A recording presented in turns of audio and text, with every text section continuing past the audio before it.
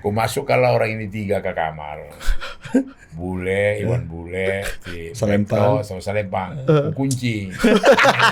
Ku kunci mereka. Kompes-kompesnya opung kunci. Iya, kunci. Tapi begitu dia pensiun, institusi yang kompatibel untuk pengetahuan pengalaman ini tetap relevan itu yang paling tinggi kalau masih mau mengabdi di negara itu ya bergabung di partai politik. Petugas partai, dia pada waktu di internal partai, di lingkungan partai, melaksanakan tugas-tugas yang diputuskan oleh partai, bukan diputuskan oleh pribadi Megawati atau pribadi dari sekjen gitu loh. Ada muncul nih, izin Pung, kalau kita bertemu blok politik non PDI, udahlah. Ini bahasa-bahasa warung kopinya, kita bareng-bareng aja.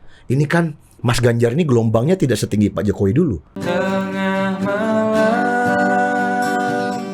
trio tengah malam.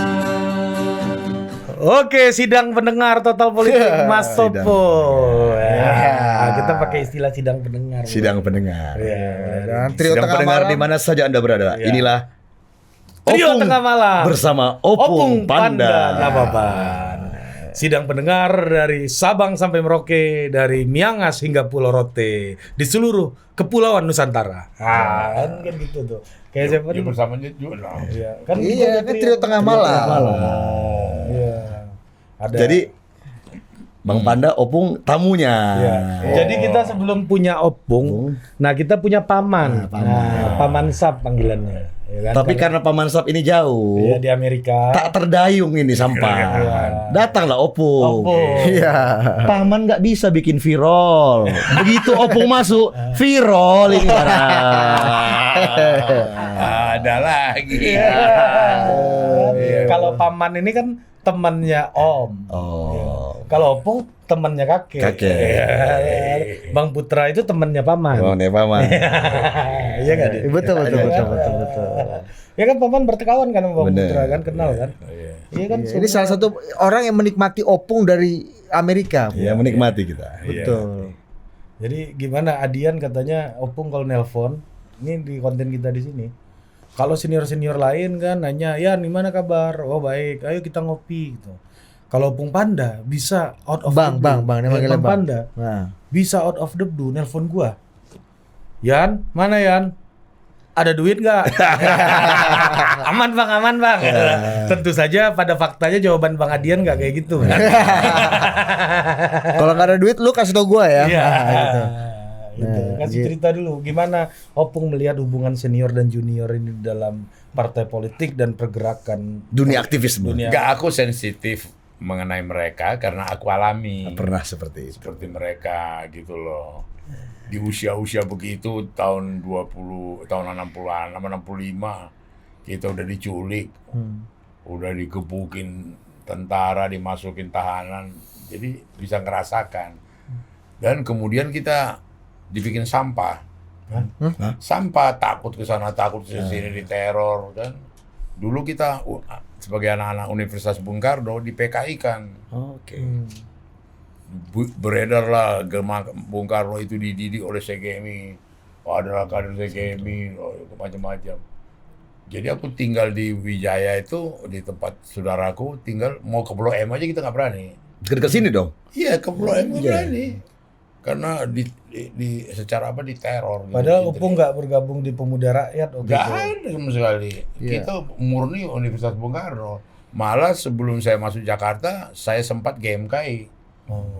Gerakan Mahasiswa Kristen Indonesia, GMKI di Medan. Baru masuk Jakarta. Nah, aku rasakan ini seperti siapa? Adian. ini. Ada duit. Tapi ada yang mungkin dia nggak ceritain. Istrinya nelpon aku, dia baru kawin lah itu istrinya nelpon, "Bang, Adian sekarang ditahan di Polda," gitu kan. "Udah berapa lama?" "Udah 4 hari." "Alah, tunggulah 2 minggu." Tunggulah 2 minggu.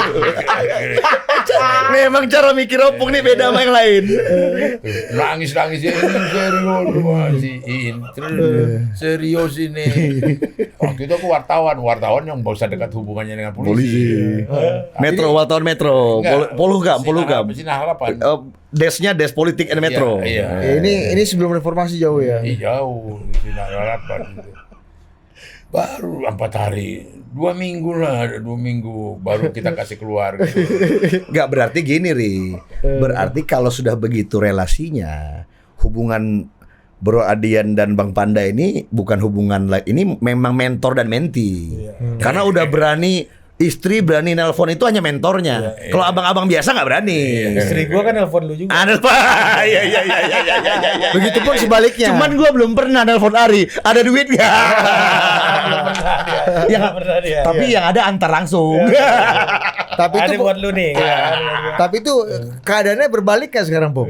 Maksudnya Ya. Adian ada telepon. Adian telepon Opung. Bang, ada duit nggak? Bang, abang ada punya uang nggak? belum. Oh iya, Bang Adian, tolong nih belum. Bahkan kalau aku sama Paman Sap ini, Opung, istrinya pun nelpon aku. Aku pun nelpon istrinya. Apalagi untuk membangunkan dia ya. Kalian agak sama soal membangun ini ya. Dua orang yang punya Ya, Opung problem. katanya kemarin tuh ketiduran di rumahnya Adian katanya.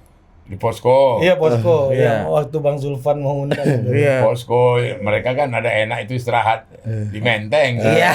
Oh di Pena itu, Pena 98. Ketiduran kenapa bisa ketiduran gitu? Bung? Nunggu diwawancara malam sama apa? Atau little bit drunk. Jangan kamu Enggak, bukan. Itu kan biasa. Ini yang ngadapin di sini. Anda besok pulang lagi ke Amerika. Anda ke Amerika nggak akan pernah. Iya, ditelepon. Enggak, ini kan Teror Anda. wah, ini kalau segelas normal, enak ngobrol. Begitu 3 gelas ketiduran kita. Tapi juga bukan cuma Bang Adian yang mengaku dekat dengan Opung Panda. Banyak. Ri. Waktu itu mau wawancara Pak Iwan Bule, Jenderal Iwan Bule. Begitu keluar Opung ketemu Iwan Bule, wah akrab sekali. Lama. Ternyata punya cerita banyak katanya Opung sama Iwan Bule. Ah, ini friendku nih kata dia. Coba kasih apa pengalaman Opung tuh sama Iwan Bule sampai Opung kelihatannya akrab banget kemarin. Sampai menyimpulkan Iwan Bule ini friendku lah gitu. Waktu BHD mau jadi Kapolri. Oke. BHD ini Bambang Hendarso Bambang Danuri. Hendarso mau Pimpinan. jadi Kapolri. Dia waktu itu kabar eskrim. Terus jadi kabar eskrim. Jadi Kapolri. Jadi aku di Komisi 3 ditanya lagi mana kalau fit and proper, persiapannya kayak apa, papernya kayak apa, gitu. Kisi-kisi lah nih ya Nah, dari Bang Panda. kisi-kisi. Jadi kemudian ya aku bilang sama dia kalau mau bicara serius kita bicara, ambil tempat, ambil ruangan. Asik. Jadi ada 3 yang dekat sama Hendarso. Martin Salempang. Salempang, si Iwan Bule sama Bekto. Tiga ini jagoan-jagoan semua nih, masih kombes-kombes. Gitu. Jagoan-jagoan reserse ya. Iya. Terus kemudian ambil tempat di Hotel Mahakam. Bawah. Juga Jepang, restoran Jepang. di kamar di atas. Oh, kamar di atas. Kamar khusus kamar. Tempat antasari itu. Iya tempat di khusus kamar besar. Udah siapin. Salempang udah siapin. Itu ini. yang itu kalau di situ unik tuh kamarnya ke Mahakam ini. Langsung dari lift ke atas. Ya udah. Nggak lewat depan. Biar dulu cerita Opung. Biar dulu cerita Opung. Kau jangan kasih analisis dulu Paman. Enggak betul. Mengingatkan. Terus di aku apalah dia Brief. aku tanter lah. Kau begini, ini begini. Kalau bicara sama anggota DPR, apapun omongannya kau perhatikan dia. Biar pura-pura penting kau tulis-tulis padahal tak penting yang diomongin gitu. Aku ituin lah dia. Aku ajarin lah dia. Siapa? Kapolri. Si BHD. Terus kemudian karena aku perlu konfirmasi ke dia, ada masalah perempuan, masalah yang dituduhkan ke dia ada affair. Oke. Aku masuk kalau orang ini 3 ke kamar. Bule, Iwan Bule, si Salempang. Bekto, sama Salempang. Aku kunci. Aku kunci mereka. Kombes-kombesnya Opung kunci. Iya kunci. Aku alasan. Jangan mereka dengar. Setuju siapa BHD. Gimana nih 3 anak buahmu nih. Jangan dengar pertanyaan saya kurang elok. Aku bilang gitu.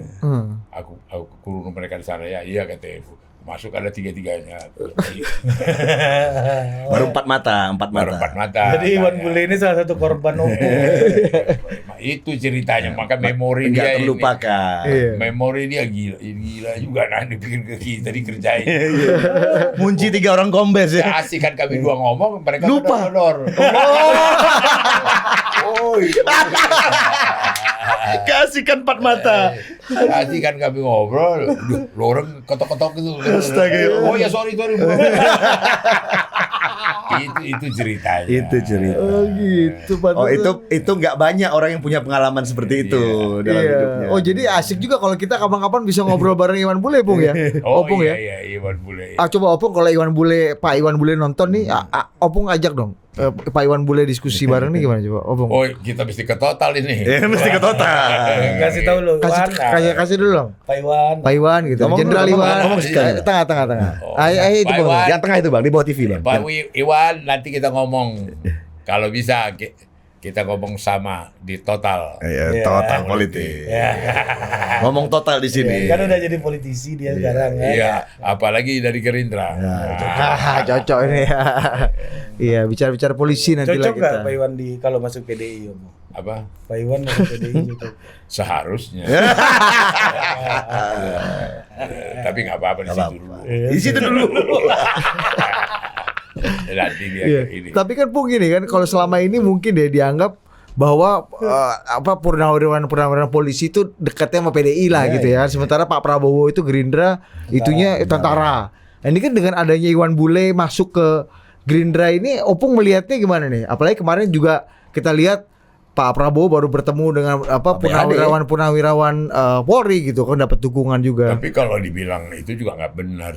Kita Kopassus lagi 2 orang jenderal. Theo Syafiei. Syafiei sama Oh tapi menarik, terjelaskan berarti bro. Gimana, Kenapa Pak Bowo ketemu Pak BHD sebagai ketua purnawirawan, yang bawa Bang Iwan Bule. Terjelaskan bukan? Oh, iya. Cerita lama. Oh iya. Terjelaskan. Karena Pak Iwan Bule adalah Kombes yang terkurung di dalam kamar. Atau gara-gara kurungan itu. Atau gara-gara pernah dikurung itu nggak jadi bawa ke Opung. Harus diklarifikasi di sini. Jadi Kopassus ada Kopassus kita ada 2. Siapa? Theo Syafiei sama si apa? Oh, iya, Pak RK Theo. Sembiring. Kalau istilah tadi ada tentara, masih banyak lagi yang lain. Ada Adang Ruyatna bekas Panglima. Oh iya Divisi- Pak Adang Ruyatna. Panglima Divisi Kostrad. TB ya. Iya, Pak Ada TB TB Hasanuddin. Jadi banyak juga company gitu loh. Iya. Ya, tentara banyak juga ya. Jadi itu mitos belaka aja Pung ya. Iya, Kalau mereka misalnya udah- ya PDI lebih dekat dengan polisi, misalnya purnawirawan polisi. Tentara itu Pak Bowo lah, karena Pak Bowo juga tentara. Atau gitu. SBY gitu. Atau SBY gitu Enggak Pung. juga. Enggak. Hmm. Mereka juga nyebar itu. Ya kan ada lagi yang di PKS kan, Iya. yang dari polisi. Adang Darajatuh. Nah, Iya. ada lagi ini. Oh ini tergantung kawan mainnya ketika Iya, bertugas kemudian juga. P3, Iya. Andi Galib. Itu, Oh iya ya kan? benar. Iya P3. betul. Tapi mungkin begini kali ya. Orang kalau dia sudah jenderal ke atas itu kan biasa tuh. Apa Opung pernah ngomong juga di sini ya. Artinya kan kalau sudah yang memberi pangkat ini kan negara, jenderal. Tapi begitu dia pensiun, institusi yang kompatibel untuk pengetahuan, pengalaman ini tetap relevan itu yang paling tinggi kalau masih mau mengabdi di negara itu ya bergabung di partai politik. Itu masih bisa dia mainkan lah ya kan. Iya. Kalau di bisnis kan hanya jadi komisaris-komisaris aja bro. Tapi kan sayang kan negara sudah kan dia kayak piramida. Ya. Begitu sampai kolonel masih banyak, begitu jenderal ke atas kan sedikit dan sayang sekali kalau misalnya mungkin itu fenomenanya ya. Akhirnya tergantung pilihan dia. Iya. Mana preferensi dia yang lebih cocok mungkin Iya. secara ideologis, latar belakang sosial. Makanya pilihan partai yang mana dia bergabung. Dan Mungkin gitu. ngebantu karir politik juga, karir angkatannya dulu. Dan dua-duanya pada akhirnya misalnya tercipta relasi-relasi hubungan politisi dengan para bintang lah. Akhirnya kan kita ini setelah baca buku Opung nih, ternyata kan dijelaskan dengan baik. Ternyata ada hubungan lama antara Bu Mega sama Pak Agung Gumelar dengan Pak Hendro. Pak Hendro. Nah itu kan ketika sudah purna tugas ada hubungan politik itu lebih ada klop gitu. Malah Golkar sekarang kayaknya agak kehilangan. ABG-nya hilang. ABG. Ya. Itu kan apalagi setelah kalau kita lihat setelah Pak Edi Sudrajat kemudian memilih untuk membuat partai baru kan, klan tentaranya kemudian bergabung membuat PKPI gitu. Tapi sekarang kalau kita lihat sejak era reformasi, sekjennya Golkar itu cuma Idrus Marham yang bukan tentara loh. Selebihnya Sekarang Pak Ludwig kan tentara juga. Jenderal Kopassus kan bintang 3 juga. Artinya orang nomor 2-nya di Golkar tetap Ya. salah satu pilarnya ya tentara gitu. Ya artinya kan institusi di negara ini yang relevan dan bisa bekerja ke seluruh Indonesia itu kan partai politik gitu dan institusi negara. Kalau dia TNI Polri juga bisa gitu. Nah, begitu dia pensiun, dia punya pilihan. Kalau dia bisnis ya dia aja di sektornya ya, Bro. Iya. Kalau dia di partai politik dia masih bisa relevan gitu. Di buku Opung juga ada kan, Opung jelasin jenderal-jenderal belajar politik apa-apa gitu. Iya, dan juga terus terang secara positif mereka juga banyak mentransfer budaya disiplin. Iya. Ke dalam partai politik. Iya, kalau kita Rapat-rapat telah rapat fraksi jam 11 gitu, 11 kurang seperempat dia udah datang. nyampai. Oh gitu. Siapa aja Pung biasa ya? Apa ada Ruhyana udah duduk mereka itu. Lama- Sementara aktivis biasa molor. Iya, kita kan Riku, lama-lama Riku juga lihat tuh. Kasian dia, mereka diam nggak protes, tapi on time. Tapi nggak protes. Iya. Banyak lah apanya mereka itu.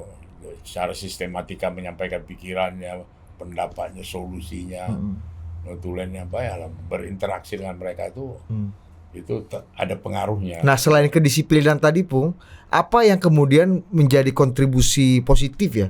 Alumni-alumni atau purnawirawan tentara Polri ini masuk ke dalam sistem politik kita ini sekarang yang Opung rasakan. Iya, di samping disiplin tadi, di samping ini juga wawasan dalam mereka kan boleh dikatakan rata-rata kan sudah pernah Lemhamnas. Iya, sekolahnya. Sudah pernah Sespim, Sespati, Sespim yang tinggi lah, Seskoade, ya. gitu loh.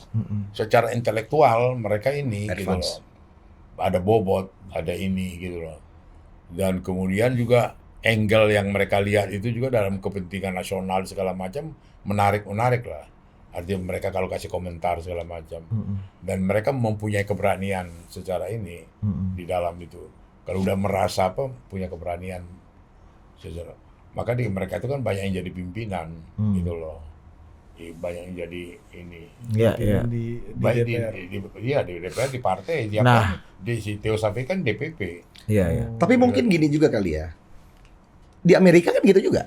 Sumber rekrutmen party itu kan either businessman, Military. aktivis, aktivis, pebisnis, atau ya ini Tentara ya? veteran. Army. Veteran-veteran itu dia dia dekat dengan bakti kepada negara, Bro. John McCain ya. Ya, McCain banyak ya. sekali, Bro. Salah satu, ya. Dan Eisenhower. dan beda sama kita di sini bahkan. Di situ kan orang biasa aja kalau dia udah 10 tahun, dia boleh keluar kan? Iya. Dia retire mayor, Iya. letkol, dia terjun Nah, ke partai politik juga. Nah, tapi Pak Man, di politik kita belakangan ini, at least sejak 2014, ada satu lagi eksponen yang kemudian dianggap menyertai partai politik lah dalam menjadi kekuatan penyeimbang dalam politik, terutama dalam mendukung di Pilpres, yaitu kelompok relawan.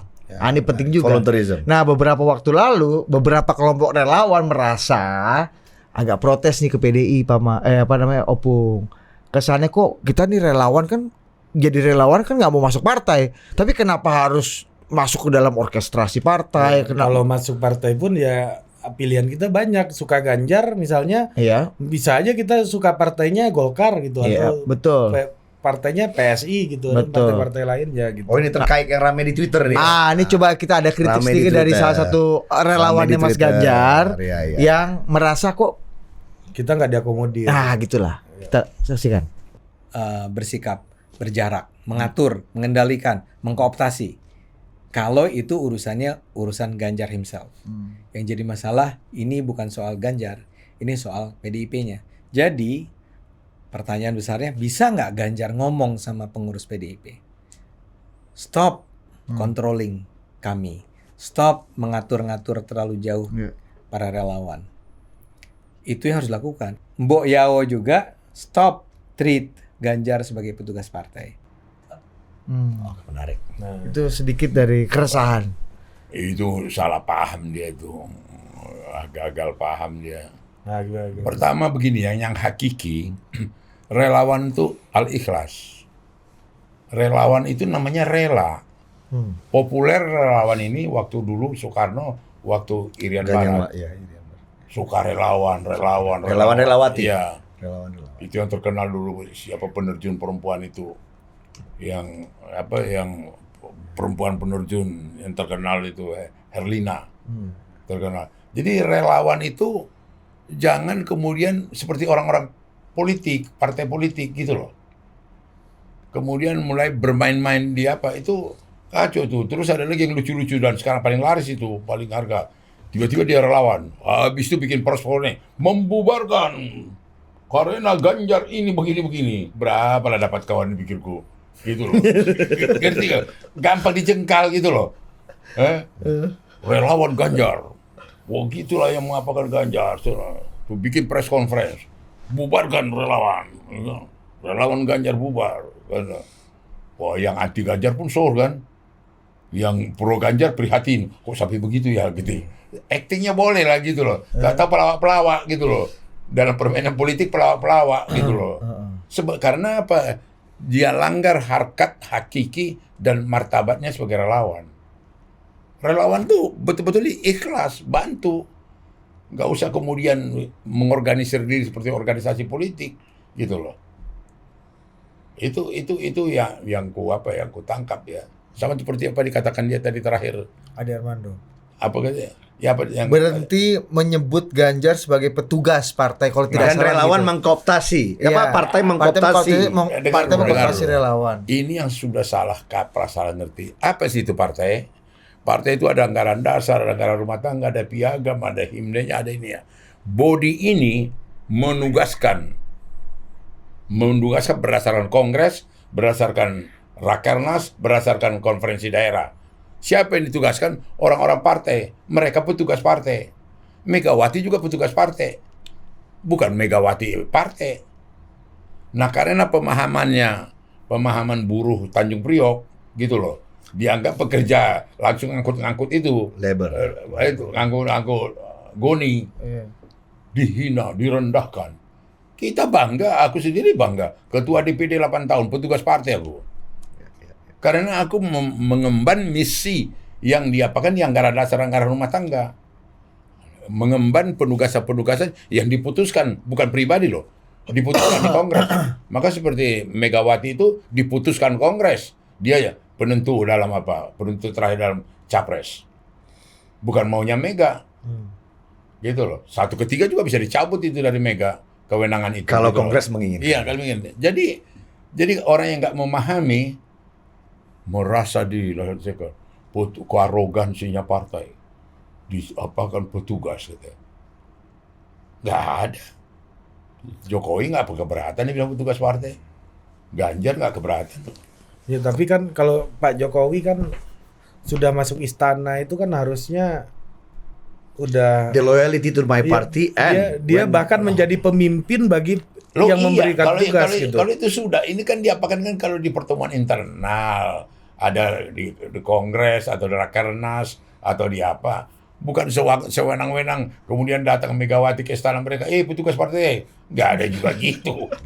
Iya nggak juga gitu loh. Berarti kalau presiden itu sebagai petugas partai berarti posisi presiden tuh di atas negara dong.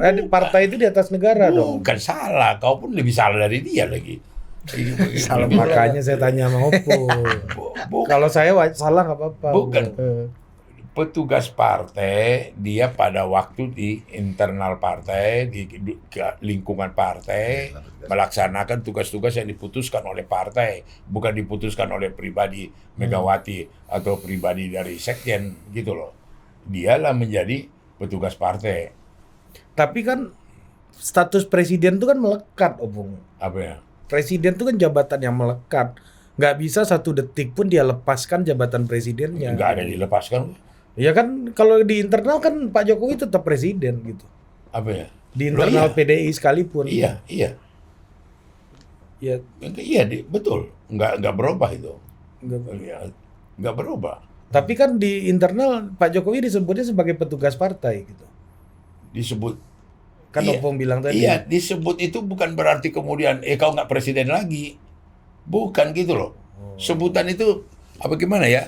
Conversation pergaulan. Iya. Ya gimana ya? Petugas partai bukan sesuatu yang kontradiktif dengan kedudukan dia. Itu loh. Udah sampai kok itu. Iya. Jadi itu pemahaman yang banyak salah gitu loh. dia petugas partai,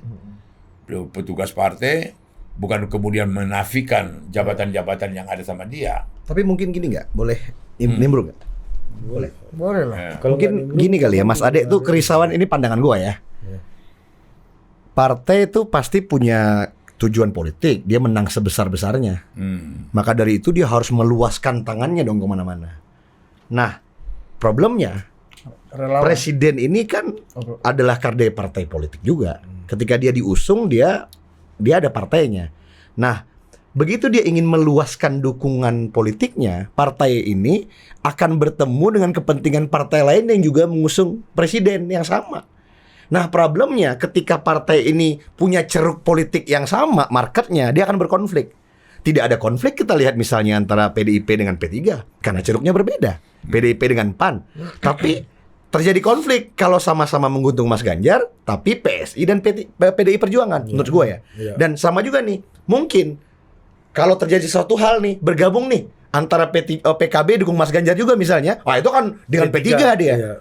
Sama juga ketika dulu Prabowo Sandi didukung oleh PAN dan PKS. Wah itu bener-bener tuh PAN PKS tuh kalau karena ceruknya sama gitu, yang diperebutkan itu sama. Tapi begitu ceruknya tidak, mungkin tidak akan ada konflik. Makanya santai aja mungkin PDI Perjuangan dengan partai lain, tapi dengan PSI mungkin terjadi pergesekan karena ceruk yang diperebutkan sama. Konteksnya juga dengan relawan ya Pak Mar. Relawan yang kemudian mungkin banyak afiliasinya dengan teman-teman PSI gitu misalnya. Persis, karena artinya apa? Kesannya nah PSI pun juga harus sama. mendaftar ke partai, diorganisir oleh partai, harus lewat terjadwal oleh partai. Loh, ini kan relawan, harusnya memang di luar struktur dan jalur partai ini gitu. Mungkin itu yang dikritisi kan. Tapi menurut gua problem itu akan selesai kalau Mas Ganjarnya udah selesai diusung.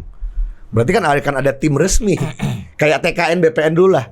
Dulu kan yang mengelola relawannya ada tim di TKN di Jokowi, di BPN ada direktorat relawan, baru dia ngurus. Tapi karena ini belum diusung terjadi konflik. Menurut gua sih kayak gitu, simpel as that. Karena direktorat relawannya di bawah PDI sekarang. Karena udah ada. Iya, benar karena Bang Basara, Bang betul. Didi Nah, sama karena itu kan Belum tim kampanye. belum tim kampanye, makanya terjadi konflik. Tapi kalau udah ada tim resmi yang kayak TKN atau BPN dulu, itu clear aku. Nah, tapi kan gini juga yang terjadi hari ini bisa jadi begini.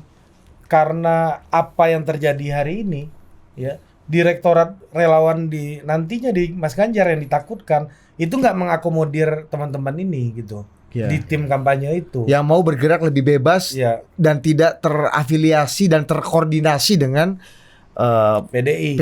Ya, itu, yang kebetulan itu sekarang harus Jadi gini kita. Karena Mas Ganjar juga memberikan mandat kepada direktorat relawan yang dikoordinir oleh teman-teman PD Perjuangan. Tadi itu ada TKN yang ketuanya Erik dulu TKN, sekretarisnya si Hasto, bendaharanya Trenggono, ya kan. Tapi itu berjalan mengkoordinir. Ada juga kan Projo, ada juga yang lain tuh, nggak ada masalah. Nah sekarang koordinasi yang tadi si Baskara sama Adian itu betul-betul membantu manajemen, memanage aja, mengapakan acara di sana jangan tabrakan dengan acara ini. Sekarang ini seperti ini nanti Ganjar kan tanggal 11 ke Medan, tanggal 11 ini acara di Medan. Ikut. Gitu. Jadi acara tanggal 11 ke Medan. Nah kemudian diaturlah kemudian relawan-relawan yang di sana, gitu loh. Apalagi sekarang kan belum ada TKN. Gitu. Kemudian ada selakorde partai di sana, ada yang dari itu sebenarnya hanya memanage, bukan kekuasaannya, kewenangannya, bukan. Oh ini administrasi manajerial supaya nggak tabrakan, supaya terkoordinir. Jadi bukan kan bicara tadi mengkooptasi, sampai mengkooptasi. Tapi pertanyaannya apa pentingnya itu diatur, Bung? Efisiensi. Ya daripada kemudian bos berkelebihan tapi nggak berguna. Lapangan sudah dipesan dulu atau apa sudah kan banyak gunanya dong. Ya kan ada juga yang berpikiran bahwa ini PDI pengen landslide nih, the winner takes all. Pengen semua mengambil semua gitu, mengambil semua ceruk. Orang-orang yang ngomong itu lebih bagus masuk PDI. Iya daripada. Tapi bahaya juga, aku nggak tahu ya. Gimana? Kalau Kita kan begini, ketika kita merunning sistem presidensial dengan multi partai ini, equation-nya hasilnya adalah tidak akan ada kekuatan politik dominan. Maka dari itu yang dipentingkan adalah disebut coalitional presidential gitu. Artinya kalau cara bekerjanya mau memonopoli siapapun ya, aku rasa itu akan bahaya. Misalnya nih, kalau hari ini nih PDIP yang mengusung Mas Ganjar, terus mau dominan ngekep Mas Ganjar, menurut saya Mas Ganjar dalam bahaya. Karena Mas Ganjar tuh harus mampu merangkul sebanyak mungkin partai untuk mengusung dia dalam pandangan gue ya. Dan itu kan yang dilakukan Jokowi dulu. Iya. Bahkan tapi kita respect dengan PDI, dia menyebut di sisi PDI-nya dia petugas partai. Tapi dia untuk merangkul partai-partai lain ini dalam membangun koalisinya untuk menang. Karena kita ini sistemnya multi partai dan presidensialisme, bro. Dia harus merangkul banyak. Kalau itu misalnya nih, Mas Ade masih ngeganjel nih sesama pendukung Mas Ganjar. Tapi mengganjal, nah itu aku harus diselesaikan. Karena mungkin di blok politik lain itu yang diharapkan. Kan kita mulai dengar podcastnya Caimin, podcastnya apa namanya Mas Nusron. Kita bikin Romi dan Mas Romi di sini nih. Berarti kan baru 2 nih pendukungnya di Mas Ganjar yang partai resmi kan. Artinya apa? Ada muncul nih, izin Bung, kalau kita bertemu blok politik non PDI, udahlah. Ini bahasa warung kopinya. Kita bareng-bareng aja. Ini kan Mas Ganjar ini gelombangnya tidak setinggi Pak Jokowi dulu. Artinya wave-nya tidak setinggi Pak Jokowi. Kita rame-rame aja. Mari kita akhiri dominasi merah. Itu yang terjadi, bro. Karena dianggap tadi merahnya nggak bisa bekerja sama nih. Kita kerja sama. Nah, menurut saya itu tantangan. Tantangan bagi Mas Ganjar dan PDI Perjuangan untuk bisa membawa lebih banyak lagi orang mengusungnya. Tapi kalau dia egois dan selfish, menurut saya ada ancaman. Walaupun saya mendengar juga ada strategi juga di PD Perjuangan, mau dibikin lean aja. Kita bisa konfirmasi sama Opung. Mau dibikin lean aja, sedikit pendukungnya, tapi dipastikan presidensialnya masih oke, sehingga bisa mencapai 30 sampai 35 atau 40% suara. Tapi kenyataannya dari 2004 ke sini kan nggak ada partai yang bisa majority menang itu, karena ya sistem kita ini udah sedemikian kompleksnya merunning multi partai dan presidensialisme. Itu pandangan saya kira-kira gitu. Gimana, Bung? Jadi aku agak koreksi dulu. Sebenarnya nggak ada itu istilah bahwa merah dominan gitu loh. Iya kan? Dan tidak ada dalam kita itu. Baik dari karakter atau behavior atau dominan merah gitu. Itu satu. Yang kedua, kemudian jangan dimanipulasi istilah petugas partai. Jadi nanti kalau partai ini petugasnya siapa dia, malah dikacauin. Itu sebenarnya cuma jenis kelaminnya, dia petugas partai. Bukan kemudian petugas partai P3, petugas partai PD, di kita itu ada bahasa itu. Ada bahasa itu gitu loh. Jadi dia petugas partai. Sama dengan ini bukan sekarang. Dulu 10 tahun yang lalu, 15 tahun yang lalu saya partai di Medan, ketua Medan, itu saya petugas partai. Itu di orang-orang PDI biasa dengar itu. Saudara sebagai petugas, saya sebagai petugas partai. Itu udah bahasa yang khas di PDI gitu loh. Tapi di luar jadi konotatif maknanya. Iya, orang luar jadi bermakna negatif. Ya nggak apa-apa, artinya tapi yang penting yang hakiki itu adalah satu kita gitu loh. Nah, satu hal tadi di akhir kalimatnya Mas Ade, kalau masih seperti ini terus, berusaha quote unquote dianggap mengkooptasi relawan, membuat jarak dengan relawan, kemudian masih menganggap Mas Ganjar petugas partai, takutnya Mas Ganjar jadi nggak menang. Dan atau Prabowo bertransformasi menjadi kehebohan minggu ini. Jangan-jangan itu yang membuat kehebohan ini. Terus terang itu aku kalau menurut pendapatku ya itu bukan karakteristik partai jauh dari relawan. Orang-orang partai itu rakyat sendiri kok. Orang-orang di partai itu bukan ASN, bukan birokrat, bukan ini. Bergaul juga anak-anak cabang itu di kelurahan, di kecamatan. Orang ini juga bukan tiba-tiba birokrat ini terjunkan di kecamatan. Dia bagian dari rakyat juga, gitu loh. Mereka itu rakyat juga, gitu loh. Kalaupun kebetulan ada relawan ini ada terstruktur, tapi sama-sama aja sebenarnya jiwanya gitu loh. Jadi kami nggak terlalu khawatir itu, karena tidak ada behavior karakter itu dari kita, gitu loh. Yang minggu ini apa tadi Paman? Yang minggu ini artinya kan minggu ini kita baca Mas Gibran. Iya, Mas Gibran. Heboh kan? Itu kan yang jadi perbincangan politik minggu inilah, bahwa seolah-olah ditangkap pesan pasca musra kemarin, direspon menanam mangrove, direspon lagi dengan Mas Gibran, dan di closing dengan Mas Gibran klarifikasi dengan Mas Hasto dan Dinasihati. Dewan Kehormatan Partai Mas Komarudin Watubun. Artinya kan publik menangkap, oh Pak Jokowi ini Belum tentu. lean-nya lean ke Pak Prabowo, padahal beliau kader PD Perjuangan. Sementara ada lagi loh, ingat nggak? Ada menurut saya ada juga pesan yang menurut gue itu harus kita tangkap juga loh, dengan dipecatnya istri Gubernur Maluku Utara. Ketua DPD Maluku Utara karena istrinya partai lain. Ternyata kan ada aturan, correct me if I'm wrong, Opung, bahwa ada aturan di PD Perjuangan, satu keluarga itu nggak boleh beda partai.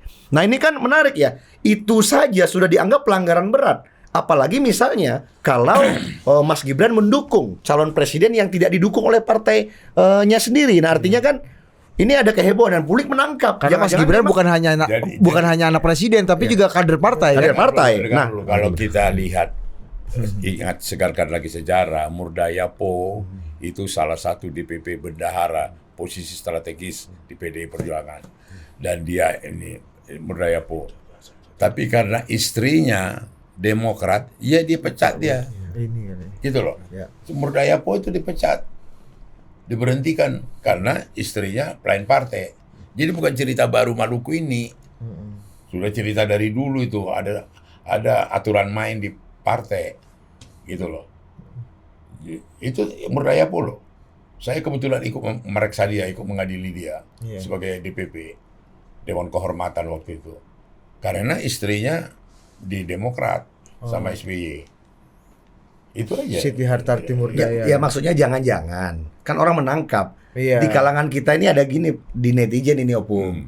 Orang kalau mau tahu sikapnya Pak Jokowi, lihat tweetnya Gibran aja. Nah, tweet Gibran itu adalah sikapnya presiden.